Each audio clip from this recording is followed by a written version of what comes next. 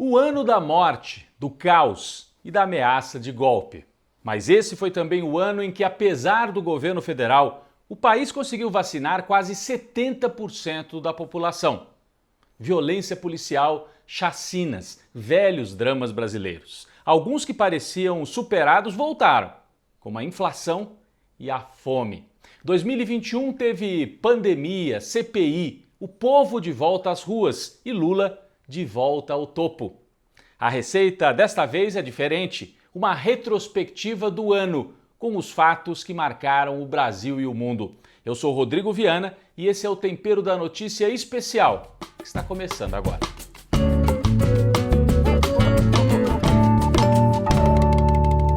2021 vai ficar marcado como o ano terrível em que o Brasil ultrapassou a marca de 600 mil mortos pela pandemia de Covid-19. A pandemia afetou o mundo inteiro, mas aqui foi pior porque nós tivemos um governo aliado do vírus, aliado da morte, que combateu o uso de máscaras, disseminou a ideia de que o brasileiro deveria utilizar remédios que não servem para nada, que não servem para curar a Covid-19. Então, um governo criminoso que atuou como um aliado da Covid-19. Apesar disso, se a gente voltar a janeiro de 2021, vamos lembrar de uma imagem que encheu os brasileiros de esperança e que, na verdade, foi o pontapé inicial para uma vitória do sistema público de saúde e do povo do Brasil. Bom, 12 meses depois dessa primeira vacina, quase 7 de cada 10 brasileiros receberam a proteção completa. As 2 doses, né? Em alguns casos, uma dose só. Mas proteção completa contra a Covid-19. Foi uma vitória do sistema público, uma vitória construída a duras penas, apesar do governo federal. Mas outra vitória, em 2021, foi do sistema político com a CPI da pandemia. O sistema político funcionou. O Senado, como contrapeso, como freio ao Bolsonaro, instalou a CPI da pandemia, que trouxe à tona as denúncias de negociatas, de manipulação, um desfile de militares e funcionários públicos pegos com a boca na botija, ou fazendo falcatrua com vacina no momento em que tanta gente morria, ou simplesmente agindo para atrapalhar a vacinação. Então a CPI teve um papel fundamental, alguns momentos de confronto com depoentes, como no caso do Cabo Dominguete, um caso estranhíssimo, né?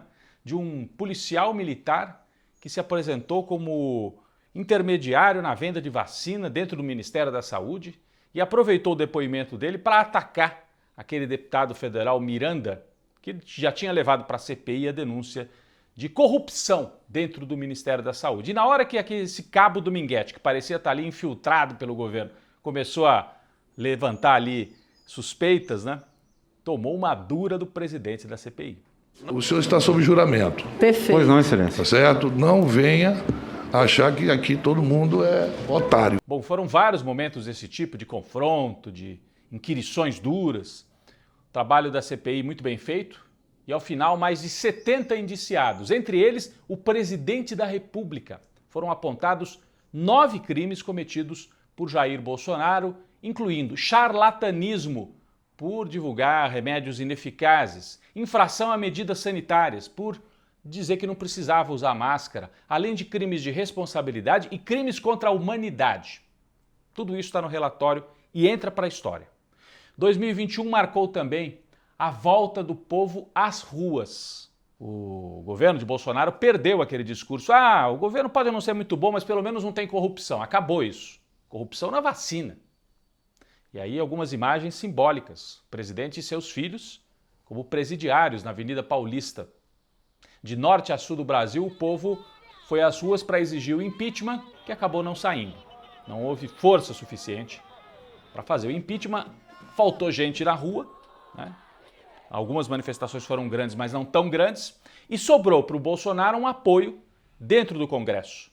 Ele teve um aliado importantíssimo. Um aliado que garantiu a permanência dele no poder, chamado Arthur Lira, um deputado obscuro, de Alagoas, que fez maioria, virou presidente da Câmara e criou um sistema, de apoio ao Bolsonaro, coordenando o chamado orçamento secreto. Todo deputado tem direito de indicar emendas ao orçamento federal, dizendo onde é que pode aplicar o dinheiro. Só que o Arthur Lira levou isso para um terreno perigosíssimo. Uma parte das emendas são secretas. O deputado combina com o relator e não aparece o nome dele. E com isso, a compra de votos de forma informal. O Bolsonaro chegou a prometer em setembro que daria um golpe. Você se lembra? Foi o momento mais tenso de 2021. De 6 para 7 de setembro, manifestações principalmente em Brasília e em São Paulo. Os bolsonaristas foram para a rua pedindo o fechamento do STF, que foi o tribunal que colocou freios no Bolsonaro. Ameaçaram cercar, invadir o STF. Depois houve um recuo nos dias seguintes e o Bolsonaro percebeu que não tinha forças para dar o golpe. E costurou um acordo definitivo com o centrão de Arthur Lira, com apoio também de Michel Temer. E aí Bolsonaro, que dizia que era antissistema, que era contra os corruptos, termina abraçado, rolando na lama com o centrão, filiado ao PL, o Partido Liberal. Colheu algumas vitórias importantes, como a nomeação, em 2021, de um ministro para o Supremo Tribunal Federal, André Mendonça, que ele mesmo chama de ministro terrivelmente evangélico, um sujeito que se apresenta para ser ministro do Supremo e, em vez da Constituição, leva a Bíblia debaixo do braço. Nada contra o sujeito ter sua religião, mas fazer disso a plataforma para atuar juridicamente é muito perigoso, é misturar religião com poder e isso não terminou bem em lugar nenhum do mundo. Bolsonaro colocou esse sujeito no Supremo Tribunal Federal. Bom, no mundo, 2021 foi o ano em que um personagem nefasto saiu de cena. Donald Trump, derrotado nas urnas, teve que passar o poder para Joe Biden. Mas se a gente voltar lá para o começo de 2021, vamos lembrar das cenas. A turma do Trump não aceitou a derrota. Invadiu o Capitólio, que é o Congresso, lá em Washington. Promoveu uma balbúrdia, disse que não aceitaria resultado. Foi um momento de muita tensão e de fragilidade da democracia nos Estados Unidos. Do lado da oposição e da democracia, esse ano foi marcado por uma grande reviravolta. Lula é, de novo, o grande personagem da política no país. Você se lembra, o começo de 2021, Lula não podia nem falar, não dava entrevista, Tinha já saído da cadeia, mas estava com os direitos políticos cassados. Em março, os processos todos foram cancelados pelo Supremo Tribunal Federal. Sérgio Moro foi considerado um juiz suspeito.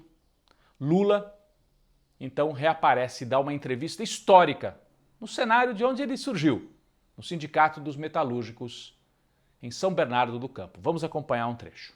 Sei de que eu fui vítima da maior mentira jurídica contada em 500 anos de história. Eu sei que a minha mulher, a Marisa, morreu por conta da pressão e o AVC se apressou. Eu fui proibido até de visitar o meu irmão dentro de um caixão. Bom, a partir dessa entrevista, Lula volta a articular, volta a circular pelo país e volta a aparecer como líder em todas as pesquisas eleitorais para 2022. Lula termina esse ano de 2021 como o favorito e também como um estadista, recebido pelos principais líderes da Europa. Depois do giro na Europa, uma viagem marcante aqui para o nosso vizinho, na Argentina. O ex-presidente Lula foi recebido pelo presidente Fernandes, pela vice, que é grande líder do peronismo argentino, Cristina Kirchner. E além das reuniões dentro do palácio, Lula é popular e foi para a rua e participou de um ato impressionante na Praça de Maio com 200 mil pessoas. Fez um discurso bastante emocionante, mostrando que tem popularidade dentro dos palácios e também na praça pública. E a nossa querida América do Sul viveu o melhor período de 2000 a 2012, quando nós governamos democraticamente todos os países da América do Sul. Quando nós outros expulsamos a ALCA e firmamos o Mercosul. Bom, se 2021 foi o ano do retorno de Lula, outros personagens vivem um momento difícil. Moro se lançou candidato. Bom, ele sempre foi político. Fingia que era juiz, mas era um político. Agora, oficialmente, candidato a presidente, mas não decola nas pesquisas. Outro, Dória, do PSDB, ganhou as prévias, a disputa, mas o PSDB é um partido fragilizado. É como se o Dória tivesse ganho, mas não tivesse levado, porque o partido está se desfazendo. Geraldo Alckmin, nome histórico do PSDB, sai do partido e dá a entender que pode fazer uma aliança com Lula. Por fim, Ciro Gomes termina de forma melancólica, não só porque oscilou muito no discurso, atacou os antigos companheiros aí de esquerda e a Polícia Federal ainda bateu na porta dele, né? Aliás, uma operação muito estranha, parece ter sido encomendada contra Ciro Gomes. De qualquer maneira, ele sai fragilizado de 2021, um ano em que os direitos humanos também saem muito fragilizados aqui no Brasil. Duas chacinas terríveis, né? A gente relembra Jacarezinho, as imagens de execuções em série, né? A polícia foi entrando na comunidade, atirando, matando dentro das casas. E agora, mais para o fim do ano, em São Gonçalo, corpos jogados dentro do mangue. As famílias tiveram que entrar no mangue para retirar os corpos. Símbolos da violência policial autorizada pelo discurso violento do presidente da República. É um problema antigo, mas que se aprofunda com o governo Jair Bolsonaro. Na economia, a volta de dois fantasmas. Bom, inflação passando de 10% e o monstro da recessão. O PIB recuou por 2 trimestres, isso configura recessão técnica. Então o Brasil termina 2021 com inflação e recessão ao mesmo tempo. E termina com a volta da fome. Imagens muito tristes, mas que são a realidade do Brasil. Fome. As pessoas catando comida no lixo e fazendo fila para comprar osso, para ganhar osso, porque não conseguem comprar carne para comer. 2021 foi o ano também do esporte, Olimpíadas, que tinham sido adiadas, né, de 2020 para 2021, no meio da pandemia, mas algumas imagens marcantes e o Brasil aprendeu a torcer em dois esportes que não eram assim tão populares, né, do grande público, apesar de ter muitos seguidores, o surf e o skate. Medalhas, ídolos, movimentos, dois esportes que vieram para ficar e também marcam esse difícil ano de 2021.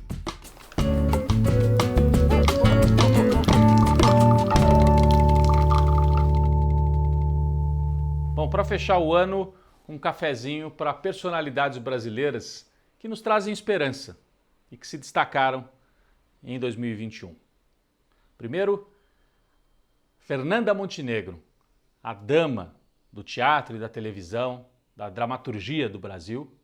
Fernanda Montenegro e Gilberto Gil, gênio da música, poeta, os dois indicados para a Academia Brasileira de Letras.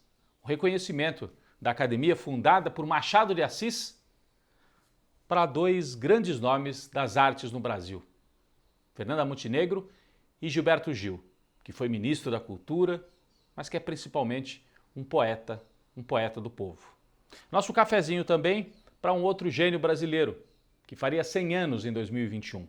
Paulo Freire, da pedagogia do oprimido. Ensinava a ler e escrever, ensinava também a pensar de forma crítica.